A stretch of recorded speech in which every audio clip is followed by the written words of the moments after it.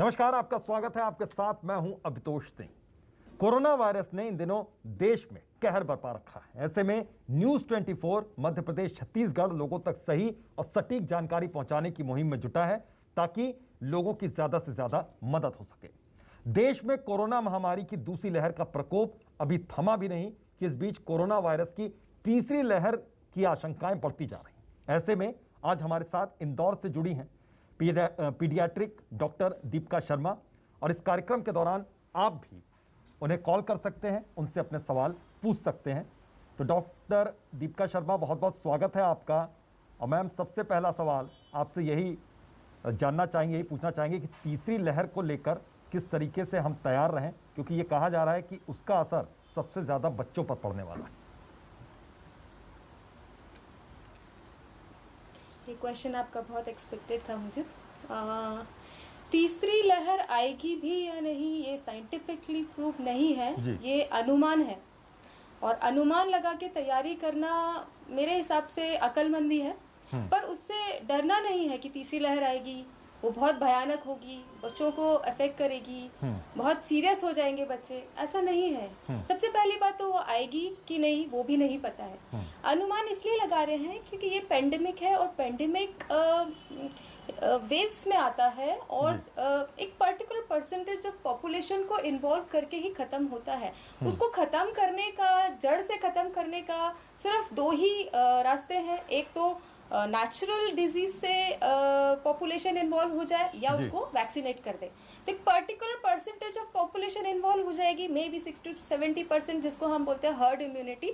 तो जो इनका चेन है ट्रांसमिशन ऑफ डिजीज वो रुक जाएगा, वो तभी रुकेगा। तो हमने इनिशियली लास्ट ईयर देखा था, सबसे पहले एल्डरली ग्रुप और 50 to 60 एंड कोमॉर्बिड कंडीशन वाले जो पॉपुलेशन थी वो इन्वॉल्व हुई थी।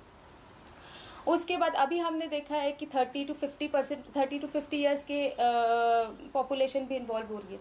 तो बच्चे तो तब भी इन्वॉल्व हुए थे, अभी भी हैं, आगे भी वही रहेगा। इन्फेक्शन रेट बड़ों में जितना है, एल्डरलीज में जितना है, उतना ही बच्चों में है, दैट इज 20 to 25%। पर कारण ये है कि अभी हमको पीडियाट्रिक पॉपुलेशन में इतना सारा केसेस क्यों देखने मिला, क्योंकि केसेस सीवियर जो ज़्यादा थे, जितनी मोर्टेलिटी ज़्यादा थी, वो एल्डरली और कोमॉर्बिड कंडीशंस वाले पॉपुलेशन में उस जनरेशन में ज़्यादा थी।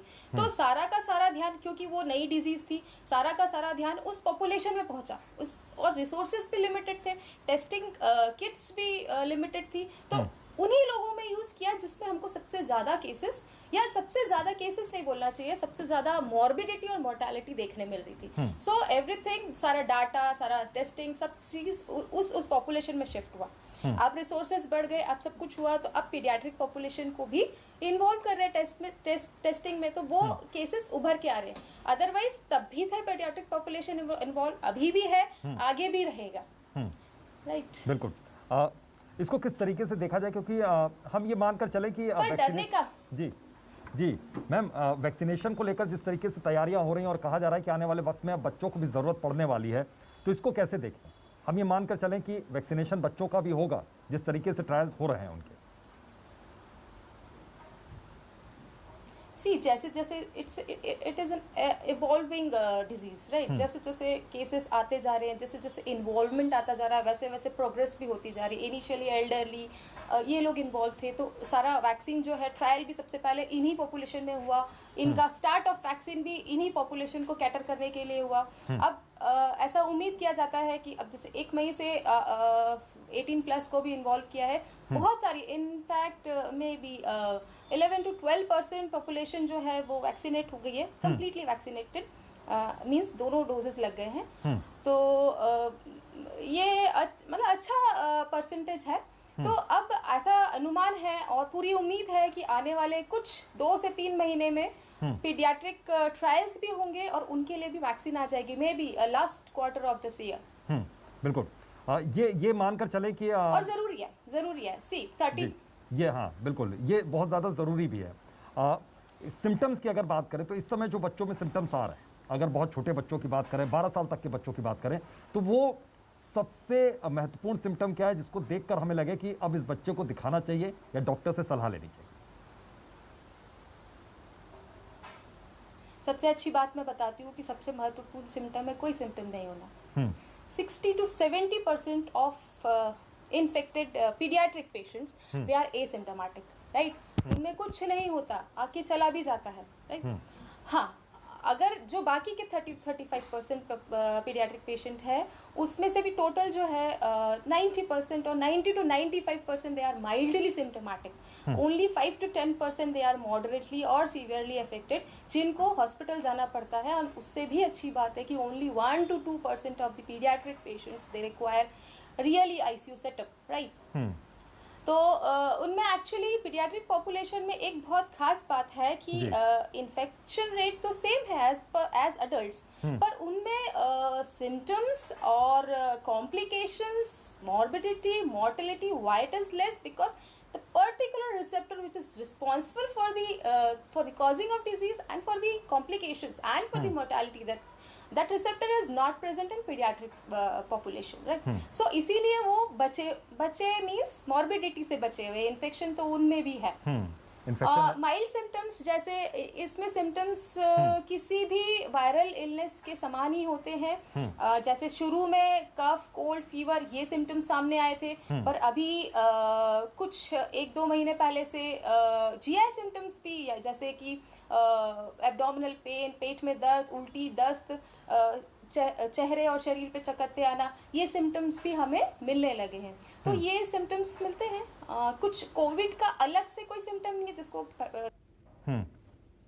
देखते साथ पहचान ले पेरेंट्स या डॉक्टर भी कि ये कोविड का ही पेशेंट है। ये दूसरे सामान्य डिजीजेस में जैसे सिम्टम्स मिलते हैं वैसे ही इसमें भी मिलते हैं।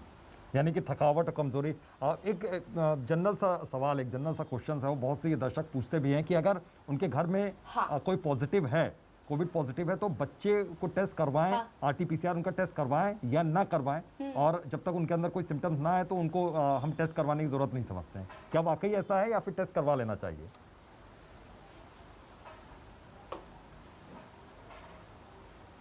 टेस्ट करवा के क्या मिलेगा? आइसोलेशन। पर हम ये बोलते हैं कि अगर घर में कोई भी बड़ा कोविड पॉजिटिव है, तो अगर बच्चा अफेक्टेड मतलब सिम्टम्स है उसमें, अफेक्टेड से मेरा मतलब सिम्टम्स है कोई भी, तो हम ये मान के चलें कि अगर अडल्ट है और इसको सिम्टम हो रहे हैं तो हम उसको मान के कोविड ही चलते हैं। कोविड का कोई पर से ट्रीटमेंट, स्पेसिफिक ट्रीटमेंट तो है नहीं। It's only paracetamol and the cough remedies. वो भी कंट्रोवर्शियल रोल है उसका, कुछ ऐसा खास रोल नहीं है। तो only symptomatic treatment, paracetamol, isolation, quarantine, that's it. Rest, proper nutrition and few exercise. So diagnose करके हम ऐसा कुछ अलग से नहीं कर पाएंगे कि इसको हमें हो गया है तो हम हमारे बच्चे का जल्दी से जल्दी टेस्ट करवा लें और इसको ट्रीटमेंट स्टार्ट कर दें। क्योंकि मेरे पास बहुत सारे फोन आते हैं कि हम हस्बैंड वाइफ पॉजिटिव हैं, अब हम बच्चे का क्या करें। हम बच्चे का कई बार फोन आते हैं, कई बार फोन नहीं आता है, सीधे व्हाट्सएप पे रिपोर्ट आ जाती है। एंड सिर्फ कोविड की रिपोर्ट नहीं, उसके साथ में सारी ब्लड इन्वेस्टिगेशंस आ जाती है। That is really not needed. See जो 2-3 कंडीशंस हैं जिसमें हम एडवाइस करते हैं बच्चे का COVID test, that is symptoms है अगर उसमें, और सिम्टम्स भी if they are persisting more than 3 days, राइट। और अगर कोई भी बड़ा घर में इन्वॉल्व है ना, तो हम तो यही कहते हैं कि उसको बेटर है क्वारंटाइन कर दीजिए। If it is he is not symptomatic then also quarantine कर दीजिए उसको किसी एक एल्डरली पर्सन के साथ, क्योंकि बड़ा मुश्किल हो जाता है बच्चों के साथ। इसके अलावा और कुछ खास ट्रीटमेंट है नहीं, तो बहुत ज्यादा इन्वेस्टिगेशन करके। बिल्कुल। सिम्टम्स जैसे फीवर भी बच्चों में ये एक जनरल सिम्टम्स है।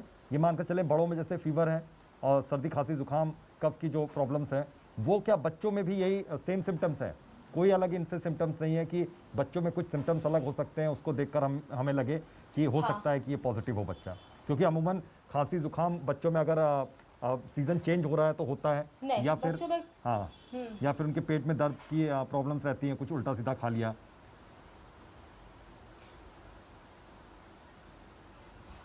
जैसा कि मैं देख रही हूँ अपनी प्रैक्टिस में, ऐसा मुझे कुछ अलग से सिम्टम्स तो नज़र नहीं आए। वही है जो बड़ों में होते हैं, छोटों में होते हैं। इनफैक्ट एसिम्प्टोमेटिक वो ज़्यादा होते हैं, एक दूसरा सिम्टम्स भी होते हैं तो कई बार बता नहीं पाते।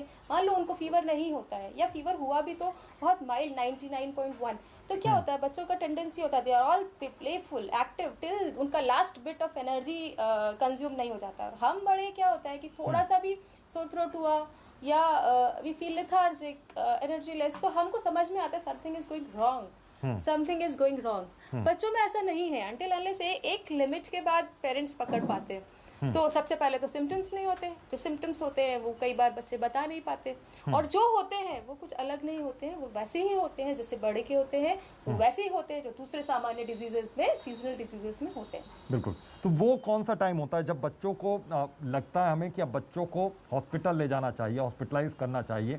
वो किस स्टेज पर आकर कितने दिन बाद हमें ये महसूस होने लगेगा?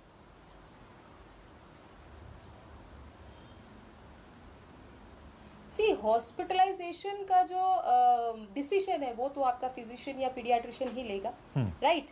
आपको डॉक्टर के पास कब जाना है वो इम्पोर्टेंट है। जैसे अभी के सिनेरियो में बहुत बार ये भी प्रोपोगेट किया जाता है कि कम से कम बाहर जाएं, कम से कम भीड़ वाली जगह जाएं, कम से कम क्लिनिक हॉस्पिटल्स जाएं। ओके, तो 3 दिन आप वेट कर सकते हैं किसी भी जैसे फीवर, वॉमिटिंग, लूज मोशन।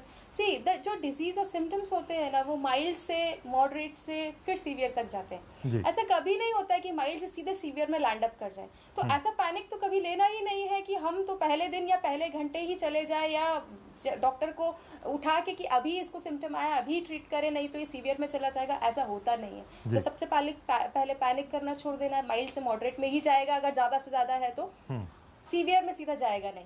तो पेरेंट्स के लिए मेरा ये बताना है कि कब उनको जाना है। एक तो जैसे मान लीजिए फीवर को ही ले लिया हमने, फीवर मोर देन 3 days, वॉमिटिंग और लूज मोशन और any kind of GS symptoms more than 3 days, कभी उसका सांस तेज चल रहा है, उसको वो सुस्त लग रहा है, उसने खाना पीना छोड़ दिया है, उसका पेशाब करने का दर कम हो गया है, ऐसे केसेस में तुरंत आपके डॉक्टर के पास जाना है। वो आपको एडवाइस करेगा कि अभी इसको हॉस्पिटलाइज करने का जरूरत है या आप घर पे ट्रीट कर सकते हैं।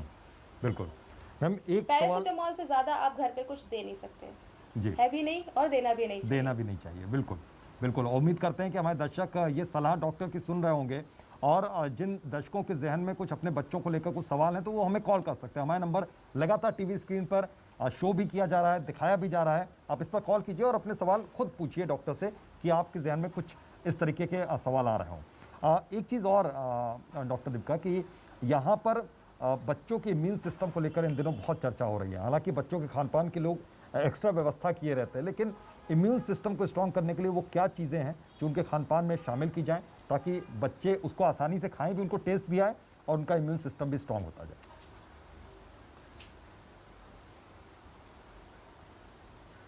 ये तो बहुत खाने का टेस्ट का तो बहुत क्वेश्चन डिफिकल्ट पूछा आपने। सी इम्यूनिटी 1 दिन में, 15 दिन में, 1 महीने में नहीं आती है, राइट? इम्यूनिटी एक लाइफस्टाइल है which is a prolong process. 1 दिन, 15 दिन, 1 महीने का नहीं है।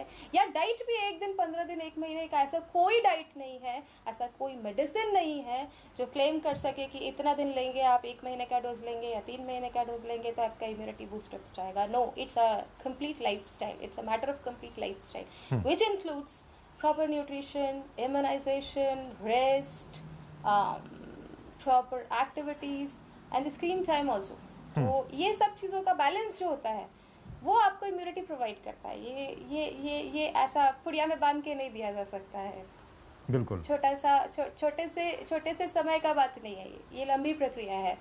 खाने पीने की आप बात करेंगे तो सबसे पहले मैं अभी बोलूँगी, अभी हल्दी, अदरक और क्या लहसुन, इन सब में एंटी इन्फ्लेमेटरी प्रॉपर्टीज है, डेफिनेटली है।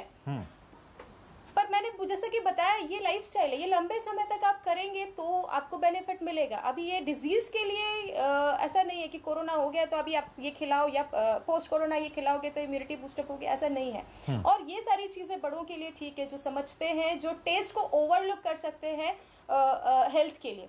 पर बच्चों में ऐसा नहीं है, आप उसको 1 दिन अदरक खिलाओगे, 1 दिन लहसुन खिलाओगे, वो जो खाता होगा बच्चा तो वो भी नहीं खाएगा। बिल्कुल। तो ऐसा फूड जो ऑब्वियसली उनको अच्छा लगे, तो फ्रूट्स एंड वेजिटेबल्स। तो मैं कुछ फ्रूट्स एंड वेजिटेबल्स के नाम बताऊंगी जिनसे जिनके डेफिनेटिव रोल है, बट दैट टू कुछ दिन खाने से नहीं, इट्स अ लाइफस्टाइल। हाँ, इट्स ये लंबे समय तक। तो जो ये इम्यूनिटी की बात हो रही है जब से 1-1.5 साल से, ये सिर्फ कोविड के लिए नहीं है, ये हर इन्फेक्शियस डिसीज के लिए है, हर इन्फेक्शियस डिसीज के लिए। और ये सेम है, कोविड के लिए अलग से नहीं है कि ये काढ़ा बना दिया तो कोविड नहीं होगा, हल्दी खा ली है तो नहीं होगा, ऐसा नहीं है। वो इम्यूनिटी बूस्टअप करने के लिए एक ही तरीका है, सभी डिजीजेस के लिए है, कोविड के लिए पर से नहीं है। तो आप सबसे पहले प्रॉपर न्यूट्रिशन, मतलब बैलेंस न्यूट्रिशन। अब मैं अगर कुछ फूड आइटम्स जो पर्टिकुलर इम्यूनिटी बूस्ट करते हैं तो उसका मतलब ये नहीं है, जैसे मैं अगर सिट्रस फ्रूट्स बोलूंगी, मैम ये डिटेल में थोड़ा आपसे समझेंगे अभी। सी और जिंक एक दर्शक जुड़े हुए हैं फोन पर, वो उनका एक सवाल है, वो सवाल ले लेते हैं, फिर उसके बाद मैं फिर आता हूँ, बातचीत फिर करते हैं। अंकित जुड़े हुए हैं अशोकनगर से। अंकित, सवाल पूछिए अपना। मैं डॉक्टर साहब से पूछना चाह रहा था, अंडर 3 इयर्स के जो बच्चे हैं, अंडर 3 इयर्स के बच्चे जी, अगर वो बाई चांस इन्फेक्टेड होते हैं तो मेरे साथ में मेरे जुड़वा बच्चे हैं, अंडर 3, हाँ, अगर जुड़वा बच्चे हैं वो इन्फेक्टेड होते हैं, अब मदर या आपने बोला एक सिंगल पर्सन जो है उसकी केयर टेकर बना रहे, कोई भी बड़ा एल्डर। अब लेकिन 2 बच्चे अगर बाई चांस इन्फेक्टेड होते हैं, वो ना तो मास्क लगाना जानते हैं मैम, ना उनको कैसे भी केयर करा जा सकता है, तो उनको कैसे कंट्रोल किया जाए?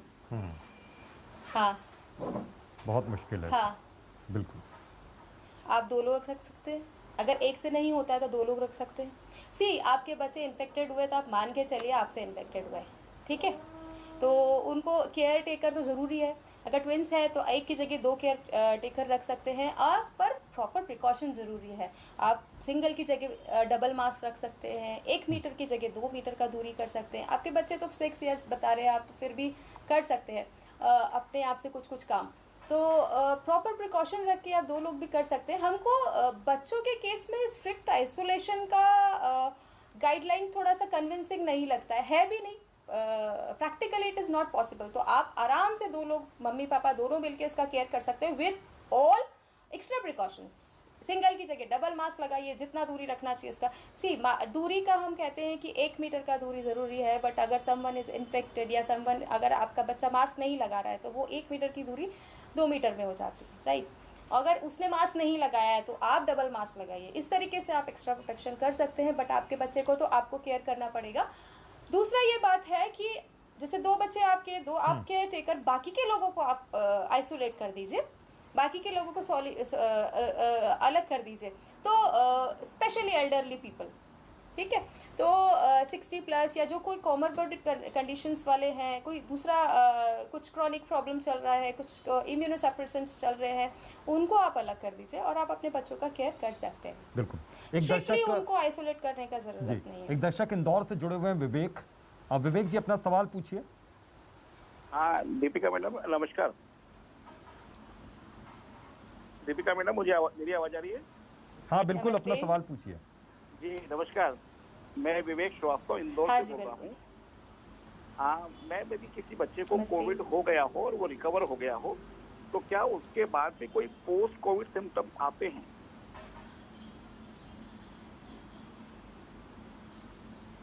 पोस्ट कोविड सिम्टम्स आ सकते हैं। उसका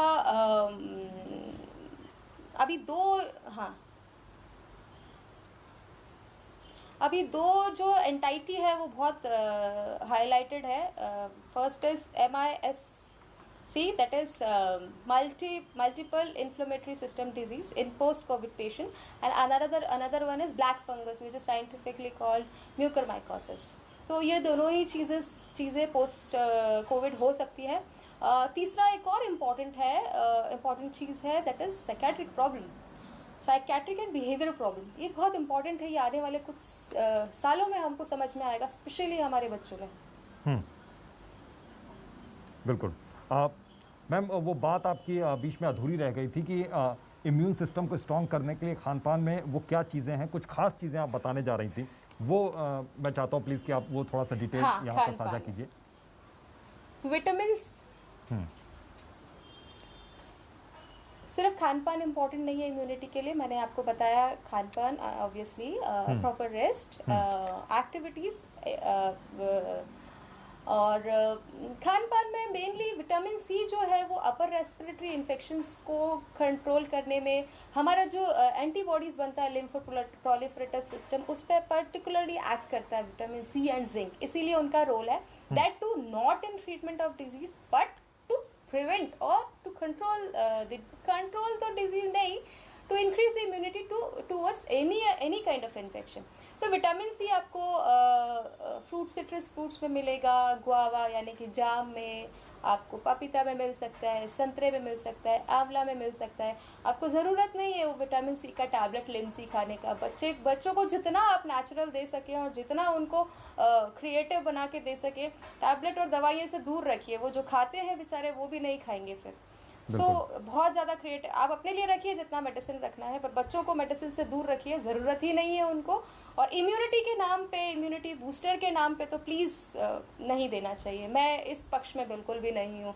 बैलेंस डाइट मतलब बैलेंस डाइट, ये मैंने जो 2-4 आपको आइटम बोल दिए, ग्रीन वेजिटेबल्स, पालक हुआ, ब्रोकली हुआ, अगर मैंने ये कह दिया है तो इसका मतलब ये नहीं है कि आप सुबह शाम तीनों टाइम और रोज़ हफ्ते में सारे 7 दिन आप उसकी थाली में ये सजा के रखो, नहीं, डेफिनेटली नॉट। तो बैलेंस डाइट का मतलब है कि proper carbohydrates, proper protein, proper vitamin, mineral, everything should be there, ठीक है। तो वो सब देना है। क्रिएटिविटी के लिए तो आप यूट्यूब पे बहुत सारे रेसिपीज दे सकते हैं, किस तरीके से क्या है। मैंने आपको मेन इंग्रेडिएंट बता दिया, अभी इनकी रेसिपीज आप कैसे बना सकते हैं। You can be more creative like, तो वो आप दीजिए। प्रॉपर रेस्ट बहुत ज़रूरी है, 10 से 12 घंटे का, ये उम्र के हिसाब से डिपेंड करता है। 10 से 12 घंटे का नींद बच्चों में बहुत ज़रूरी है। Third thing is fluid intake. ये अलग अलग पीडियाट्रिक, अलग अलग एज ग्रुप में फ्लूइड का इनटेक अलग अलग है। जैसे 1 साल के बच्चे में हम 600-700 ml बोलते हैं, 1 साल से 5 साल के बच्चों में हम 1-1.5 लीटर बोलते हैं, थोड़ा और बड़ा हो जाए 2-2.5 लीटर, ऐसे करके 3-3.5 लीटर डिपेंडिंग। ये एक कॉमन रेंज है, depending upon the humidity and the temperature status आपका इंक्रीज और इंक्रीज हो सकता है। ये तो नॉर्मल है जिसका आपको फ्लूइड इनटेक लेना चाहिए। कोशिश करिए, बच्चे कभी भी पानी नहीं पीते, ये बहुत बहुत बड़ा ड्रॉबैक है। तो कोशिश करिए कि जब आप पानी पीते हैं तो आप 1 ग्लास उनको दे दीजिए। सी बच्चे बहुत बड़े फॉलोअर्स होते हैं, आप जैसे जैसा करेंगे ना वैसा वैसा वो करेंगे। तो आप जब पानी पीते हैं आप नियम से उसको पानी दे दीजिए, तो वो पिएंगे, वो मना नहीं करेंगे। पर आप कहो कि हाँ भी 1 ग्लास पानी पी ले, पानी का टाइम हो गया, तो नहीं, वो कभी दैट विल नेवर वर्क। सो आप आइडियल बनो उसके लिए, आप रोल मॉडल बनो, आप जो जो उससे करवाना चाहते हो पहले वो खुद करो। और ये मेरा दावा है, क्यों मैं 2 बच्चों की माँ हूँ, एक 3 साल की है, एक 9 साल की है।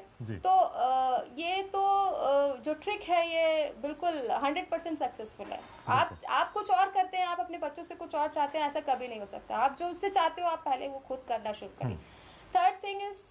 Fourth thing is proper exercise. अभी क्या है, अभी बच्चे बिकॉज ऑफ लिमिटेशंस आप बाहर नहीं जा सकते डेफिनेटली, और स्कूल नहीं जा सकते, तो स्क्रीन टाइम बढ़ गया है। पर अभी जो कुछ कर सकते हैं मिनिमाइज, वो तो करना चाहिए। स्कूल तो अब ऑनलाइन रहेगा, बट जो गाइडलाइंस है वो ये है कि लेस देन 1 ईयर में आपका बिल्कुल भी स्क्रीन टाइम नहीं होना चाहिए। मोर देन 1 ईयर में should not be more than 1 hour in 24 hours. But एक दर्शक और मैम जुड़े हुए हैं, नहीं है, लाइक पढ़ाई आप अपनी बात पूरी कीजिएगा। एक दर्शक नवीन भी काफी देर से जुड़े हुए हैं, वो एक सवाल पूछना चाह रहे हैं। नवीन जी अपना सवाल पूछिए डॉक्टर दीपिका से। हाँ। मेरा एक सवाल है, मेरा बेटा है 1 साल 3 महीने का, उसकी अभी से उसकी स्किन में कुछ जो स्किन कुछ ऐसे फटती जाती है, मतलब उसकी स्किन ब्लैक सी हो रही है स्किन। डॉक्टर को दिखाया तो डॉक्टर कुछ भी बोलते हैं कि स्किन डॉक्टर दिखाओ। मैंने बहुत मतलब नॉर्मली तेल भी यूज करे, जो उन्होंने लोशन लिखे थे उससे कुछ फर्क इतना पड़ा नहीं।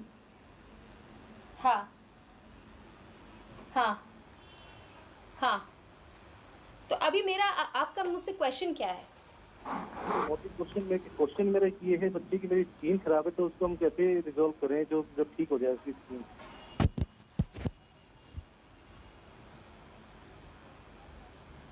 नहीं, ये तो मुझे देखना पड़ेगा डेफिनेटली। मैं बिना देखे तो आपको नहीं बता सकती, पर स्किन की कुछ प्रॉब्लम, ये कोविड से रिलेटेड तो नहीं है डेफिनेटली। कोविड से रिलेटेड रैशेस अलग होते हैं जो एक्यूट होते हैं। आपने बताया, जिस तरीके से बताया कि ये लंबा है, तो एटॉपिक डर्मेटाइटिस जो सूखेपन से, खुश्क त्वचा से होता है, शायद ये वो हो सकता है। मैं अनुमान लगा सकती हूँ सिर्फ, बाकी तो देख के बता सकते।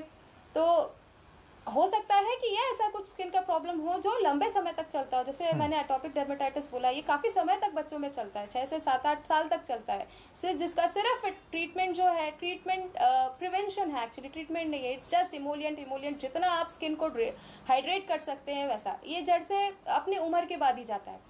ये मैं सिर्फ अनुमान के आधार पे आपका परेशानी जब तक रिपोर्ट नहीं देख पाएंगी तब तक फिर बाकी मुश्किल तो होगा कर सकते हैं आप। बिल्कुल उम्मीद करते हैं कि सवाल का जवाब मिल गया और बहुत बहुत स्किन शुक्रिया। का तो ऐसा है, स्किन थोड़ी सी समय की कमी है डॉक्टर दीपिका, बहुत बहुत शुक्रिया, आपने कीमती वक्त दिया, आपने बहुत से सवालों का जवाब दिया और उम्मीद करते हैं जो लोग अपने बच्चों को लेकर बहुत ज़्यादा चिंतित हैं उनको उनके जवाब मिले होंगे। तो बता दें कि लगातार कोरोना से जंग, कोरोना से लड़ाई हमारी जारी है और इसको जीतेंगे हम तभी जब हम साथ में मिलकर कोरोना के नियमों का पालन करते रहेंगे। अभी के लिए इतना ही, दीजिए इजाजत, नमस्कार।